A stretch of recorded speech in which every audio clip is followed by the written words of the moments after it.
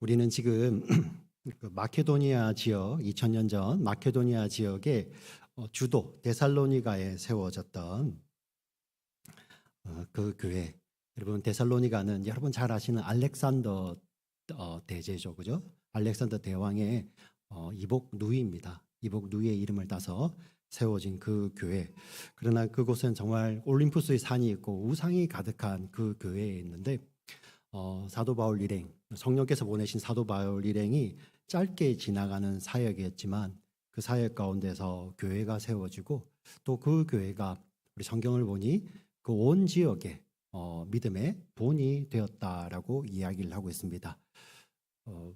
그 말인즉슨 오늘 이 말씀을 듣는 우리 교회에도 이 데살로니가 교회는 본이 된 줄 믿습니다. 네, 그곳에는 믿음의 역사, 사랑의 수고, 소망의 인내가 있었습니다.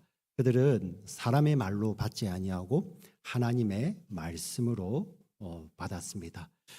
놀라운 사역의 열매가 있죠. 얼마나 감사합니까?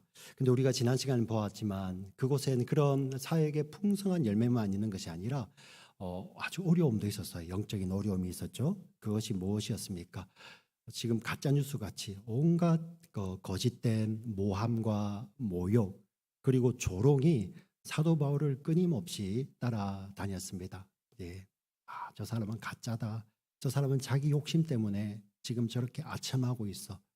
여러분, 정말 여러분 사역하시는데 누군가가 따라다니면서 그런 이야기를 하신다면 어떻겠습니까? 네. 내가 하나님 은혜고 뭐고 간에 그냥 내가 이거는 해결하겠다고 하지 않겠습니까? 네. 그런데 그 놀라운 것이 그곳에서도 포기하지 않았던 것은 무엇이냐면은 바로 그들이 하나님을 힘입어서 버팀목 되시는 하나님을 힘입어서 하나님의 복음을 전합니다.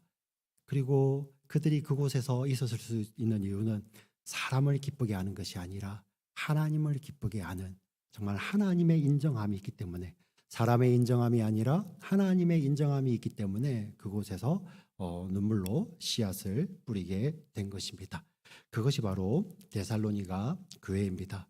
그리고 오늘 말씀은 그곳에서 사도 바울이 어떤 마음과 어떤 태도로 교회를 양육했는지 오늘 본문 가운데 나타납니다. 우리 두 가지 결정적인 것을 살펴보게 될 텐데요.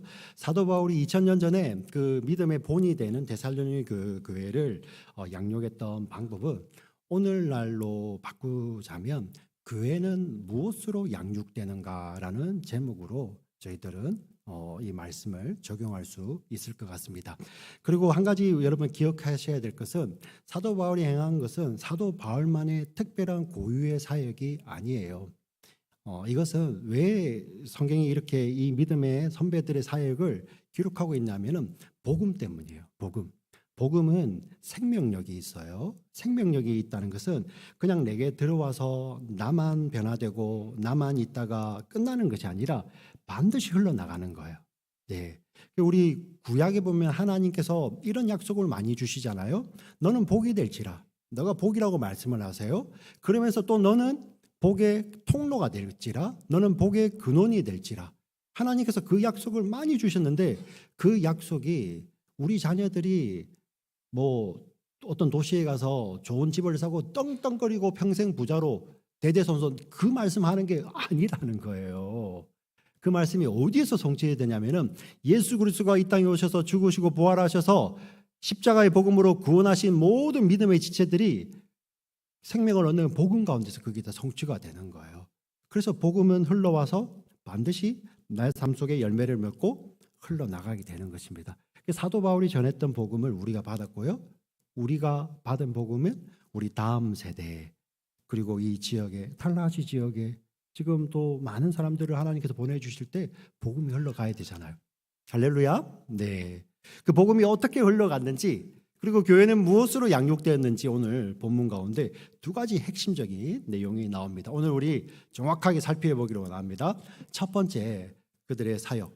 사도 바울의 사역은 바로 어머니와 같은 사랑으로 교회를 양육하였습니다. 교회는 무엇으로 양육되는가? 바로 어머니와 같은 사랑으로 양육되는 것입니다. 우리 7절 말씀 같이 한번 읽어보도록 하겠습니다. 7절 우리는 그리스도의 사도로서 마땅히 권위를 주장할 수 있으나 도리어 너희 가운데서 유순한 자가 되어 유모가 자기 자녀를 기름과 같이 하였으니, 여기서 가지고 있는 유모라는 말은 우리가 생각하는 그런 유모 개념이 아니고 젖먹이는 엄마라는 말이에요. 젖먹이는 엄마, 자기 아주 어린 아기를 기르는 우리 젖먹이 엄마. 예. 우리 지금 교회에 우리 젖먹이 엄마 계시잖아요, 그죠? 뭐 모유든 아니면 분유든 그 엄마들이요. 네. 그 엄마들이 어떻게 합니까? 자기 권위를 주장하지 않죠. 네. 내가 네 엄마야. 젖 먹기 전에 말해봐. 네. 네. 엄마가 뭔가를 계획하고 있어요. 근데 애가 젖 달라고 막 웁니다. 너는 왜 엄마의 권위를 이렇게 무시하니? 내 계획이 있는데. 이러지 않는다는 거예요. 이러지 않는 거죠. 유순한 자, 부드러운 자가 되어서. 부드러운 자가 되어서.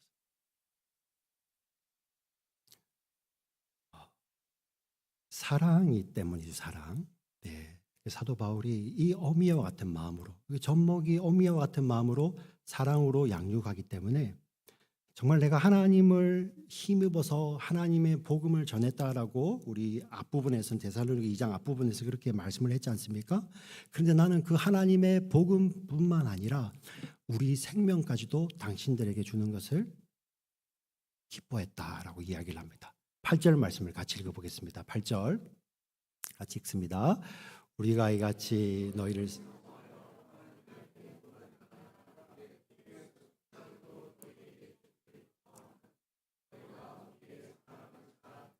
네, 사랑 때문에 하나님의 복음을 전할 뿐만 아니라 우리의 목숨까지도 우리의 생명까지도 당신을 위해 주는 것이 기쁨이에요라고 이렇게 고백을 합니다. 사실 세상이 말하는 그 기쁨은요, 그냥 상황에서 그렇게 하는 거잖아요, 그죠? 상황이 바뀌면 언제 그러냐는 듯이 막 그냥 끝나잖아요. 근데 정말 우리 성경을 보시면 사랑해서 자기의 목숨까지도 줍니다. 예, 우리 그 예수님의 제자들이 다 그랬었어요. 사랑해서 목숨까지 줍니다. 근데 우리 어떻게 이 사람들이 이렇게 할 수 있어? 우리가 똑같은 성정을 가진 사람들인데 어떻게 이 사람들이 이렇게 할 수 있었을까? 그 이유가 뭘까요? 네. 성경이 이야기를 하죠. 우리 사랑하는 어머니들이에요. 젖먹이 있는 어머니들이 자기 포기의 사랑으로 사랑하죠, 그죠? 예. 자기를 내세우지 않잖아요. 어린 아기에게, 젖먹이 아기에게 내가 엄마야 이러지 않고 자기를 내세우지 않고 자기 포기의 사랑으로, 이 아이가 하는 소리 얼마나 좋아요. 예. 그 자기 포기의 사랑으로 사랑합니다. 근데 하나님이 그렇게 사랑하시더라고요. 하나님이 먼저 사도 바울을 그 자기 포기의 사랑으로 사랑했어요. 어떤 사랑입니까? 이 땅에 사람의 몸으로 오셨습니다. 예, 완벽한 사람의 몸으로. 그 말인즉슨 우리가 겪는 고통 모두 아픔을 다 받으신다는 거예요. 예, 요즘이야 참 진통제라도 있죠. 그런 것도 없잖아요. 그리고 그 사람이 말로 상처 주고 가시로 찌르면 그 아프잖아요. 네, 그 하나님 다 받으시는 거예요. 사람이 받을 수 있는 가장 극심한 고통, 고난, 수치, 조롱, 모욕을 다 받으시고 십자가에서 죽으십니다. 그리고 그 죽음으로 말미암아 우리의 죄를 씻으시고 우리를 영원한 죽음에서 영원한 생명으로 옮기시죠. 그리고 하나님의 자녀 삼아 주십니다. 이것이 자기 포기의 하나님의 사랑이죠. 아마 우리 젖먹이 어머니에게는 이런 사랑이, 하나님을 닮은 이런 사랑이 있을 것이고 아버지에게도 이런 사랑이 있을 거예요. 근데 성경이 또 이렇게까지 이야기를 합니다.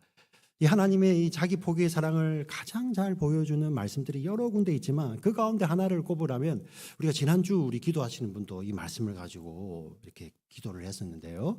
이사야 49장 15절 16절 말씀인데 15절 말씀을 먼저 한번 읽어볼게요. 같이 읽습니다. 시작. 여인이 어찌 그 젖먹는 자식을 잊겠으며 자기 태에서 난 아들을 긍휼히 여기지 않겠느냐. 그들은 혹시 잊을지라도 나는 너를 잊지 아니할 것이라. 여인이 어떻게 그 젖먹이는 아기를 잊겠으며 그 태중에 그리고 품어서 배아리에서 낳은 그 아이를 잊을 수 있겠느냐? 못 잊는다는 거예요. 근데 하나님 뭐라고 말씀하시냐면은 만약에 그들이 불가피하게 어쩔 수 없이 잊을지라도 잊을게 가정한 그런 가정이 있을지라도 하나님은 우리를 잊지 않으신다는 거예요. 그러면서 하나님께서는 이 자기 포기의 사랑을 보여주시며 비유를 이야기하세요.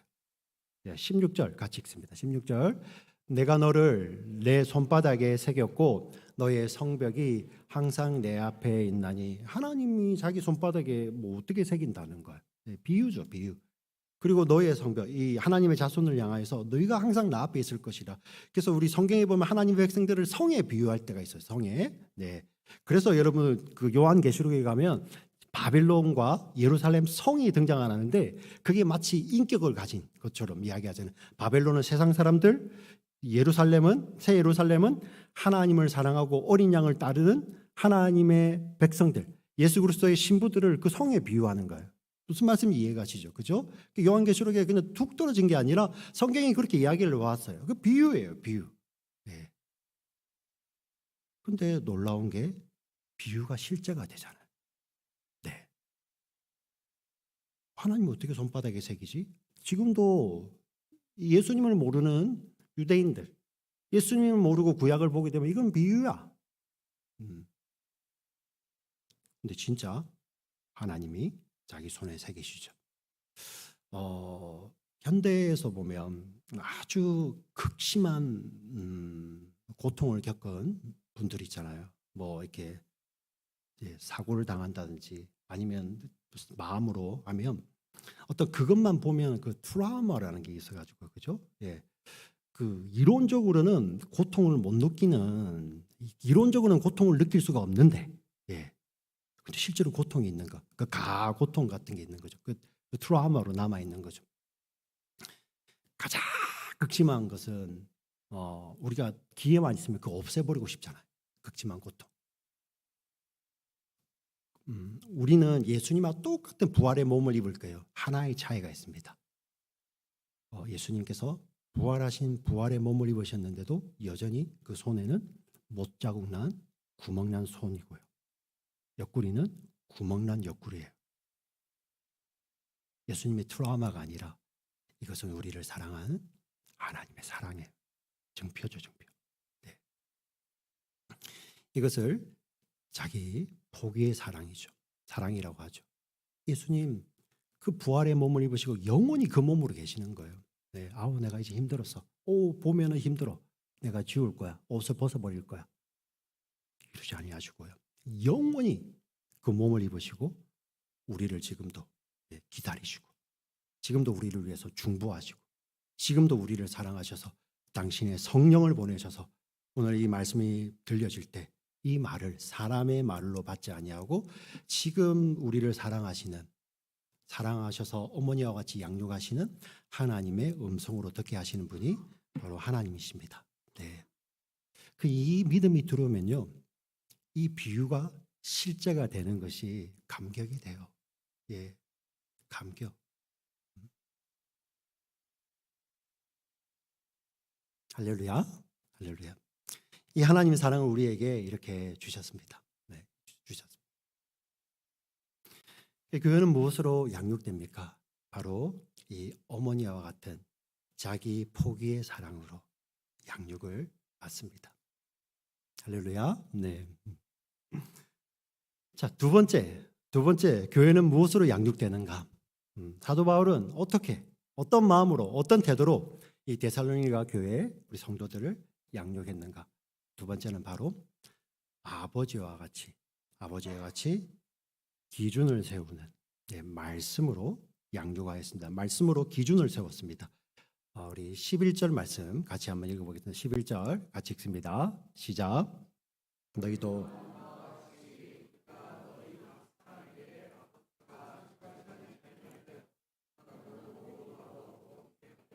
네, 여기도 보시면 우리가 각 사람에게 아버지가 자기 자녀에게 하듯 권면하고 위로하고 경계하였다라고 이야기를 합니다.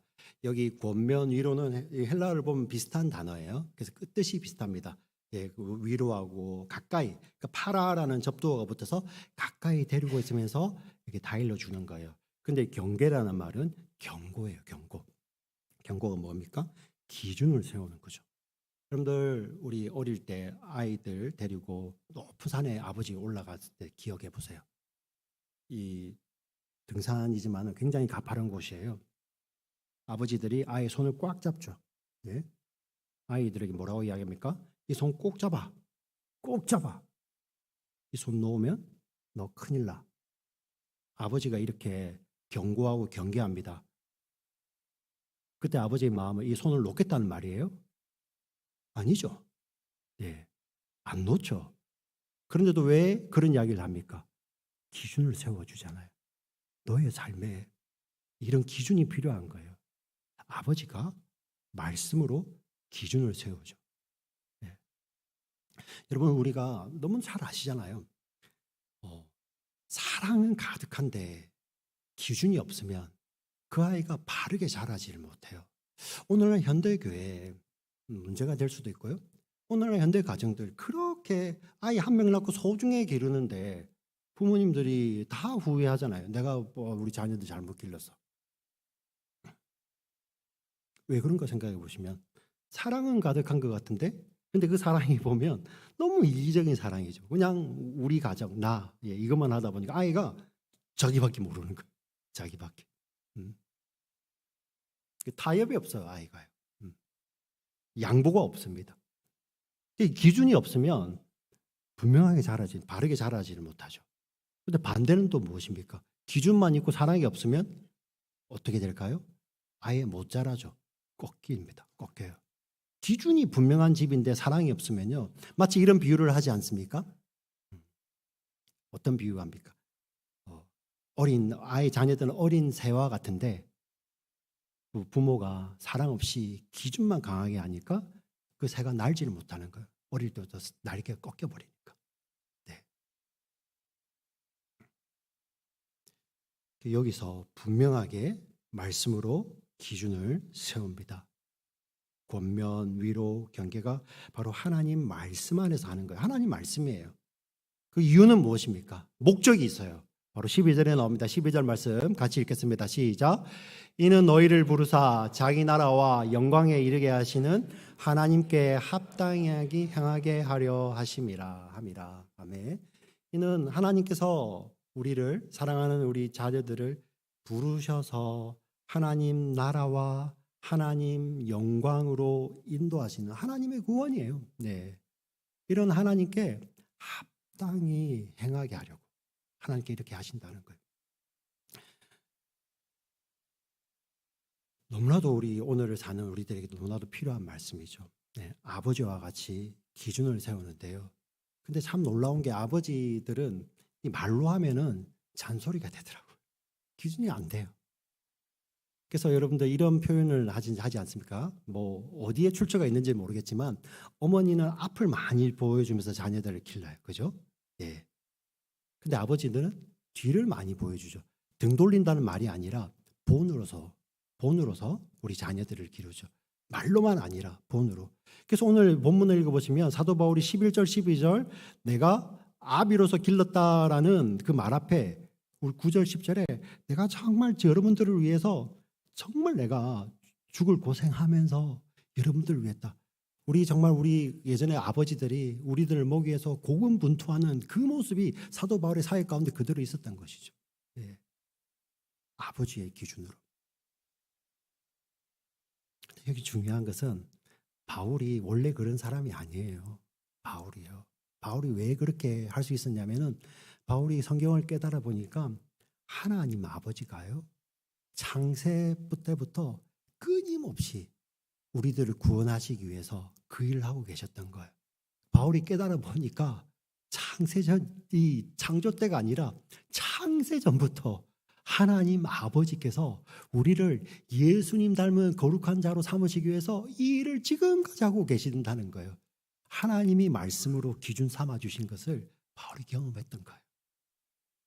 그러니 감히 내가 아버지와 같이. 사실 교회는 아버지는 하나님 한 분밖에 안 계시거든요. 그런데도 내가 아비와 같이 내가 하나님이다라는 말이 아니라 그 하나님의 그 은혜, 그리고 하나님께서 그 말씀으로 기준 내셔서 지금까지 하고 계시는 아버지의 그 사역 때문에 그런 말을 할 수 있는 거예요. 할렐루야. 네. 교회는 무엇으로 양육되는가? 오늘 이 두 가지가 두 날개와 같아요. 한쪽도 우리가 무시를 하면 안 됩니다. 네. 첫 번째는 무엇입니까? 젖먹이는 아이를 기르는 어머니와 같이 자기 포기의 사랑으로. 두 번째는 그 아이의 삶의 분명한 삶의 경계 기준을 세워주는 그 말씀을 삶으로 뒷모습으로 나타내는 아버지와 같이 나타내는 그 양육이죠. 사랑으로 양육하고 섬기고 말씀으로 세우는 이 양육이 교회 안에 끊이면 안 되는 것이죠. 오늘 이 말씀을 우리가 봤습니다. 가정에도 그대로 적용하시길 부탁을 드립니다. 네. 우리 집에도 마찬가지고요. 교회도 마찬가지입니다. 네.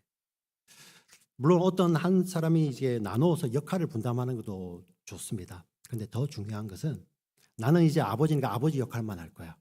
나는 어머니니까 어머니 역할만 하는 그거 아니에요. 네. 두 개가 밸런스 있게 하는 거예요. 예. 그래야 우리 자녀를 밸런스 있게 두 날개로 키우죠. 그렇지 않습니까? 네. 그걸 기억하셔야 됩니다. 오늘 이 말씀을 우리들에게 그대로 주시는데 여러분들 믿음으로 받으면 좋겠습니다. 오늘 우리 교회를 통해서 하나님의 말씀, 하나님의 힘입어서 우리는 복음을 주님 오시는 그날까지 전할 것입니다. 우리 교회 문턱을 이렇게 주님 넘어서 들어오시는 주님이 보내주시는 분들에게 우리 교회의 섬기 어머니 같은 사랑의 섬김은 그들의 마음을 열고 그들이 우리와 같이 바울이 그랬던 것처럼 우리와 같이 예수 그리스도를 구주로 믿어 영원한 생명에 이르는 그런 복음을 받아들이는데 아주 중요한 역할을 할 거예요. 그리고 동시에 아버지와 같이 하나님의 말씀으로 기준을 우리 교회가 분명히 전하고 말씀으로 우리의 삶으로 권면하고 위로하고 경계할 때 우리 삶이 동반이 되어야 됩니다. 그때 정말 그 하나님이 사랑하셨던 그 생명이 하나님 말씀 안에서 건강하게 바르게 자라서 그들을 부르시고 하나님 나라와 자기 나라와 하나님 나라와 하나님의 영광에 이르게 하시는 하나님께 합당한 삶을 살게 하시는 하나님의 손발이죠. 예. 하나님 말씀이 그대로 이루어지는 이곳이라는 것입니다. 우리 이렇게 기도해야 되지 않겠습니까? 주님 그렇습니다. 제가 말씀대로 그렇게 양육받고 양육하기를 원합니다. 우리 가정이 그런 가정 되기를 원합니다. 우리 교회가 그런 교회 되기를 원합니다. 예. 집에 사정이 있어서 아버지가 혼자 계실 수도 있고 어머니 혼자 계실 수도 있지 않습니까? 두 가지 역할을 동시에 다 하셔야 되는 겁니다. 네. 우리 교회도 마찬가지입니다. 우리 목장도 마찬가지입니다. 여인은 여인의 역할, 남자는 남자의 역할 그것만 하는 것이 아니라 필요하죠. 그것도. 근데 동시에 우리는 이 두 가지를 우리 마음 가운데 품고 주님께서 우리에게 맡겨주신 이 복음을 위해서 우리는 나아가야 될 줄 믿습니다. 그리고 우리 교회는 무엇으로 양육되는가라는 질문 앞에 어머니와 같은 사랑의 양육, 아버지와 같은 진리를 말씀으로 삶을 세워주는 그러한 세움이 주님 오시는 그날까지 끝없이 이어지는 우리 믿음의 공동체가 되시기를 주의 이름으로 부탁을 드리고 축원드립니다. 아멘. 살아계신 아버지 하나님 참으로 감사를 드립니다. 우리에게 주신 하나님의 말씀을 통하여서 먼저 우리에게 생명 주셨던 자기 포기의 사랑으로 우리에게 먼저 다가오셨던 그 어머니와 같은 우리 하나님을 만나기를 원합니다. 동시에 정말 우리를 부르심에 합당하게 그리고 하나님의 나라와 하나님의 영광에 이르도록 우리를 양육하시고 우리에게 기준을 세워가시는 그 아버지의 사랑을 말씀을 통하여서 교회를 통하여서 늘 느끼며 받으며 양육되는 우리 교회가 되게 하여 주시고 그 양육으로 말미암아 우리에게 보내주신 영혼들을 양육하는 그런 우리 교회 되게 하여 주시옵소서. 존귀하신 우리 구주 예수 그리스도의 이름으로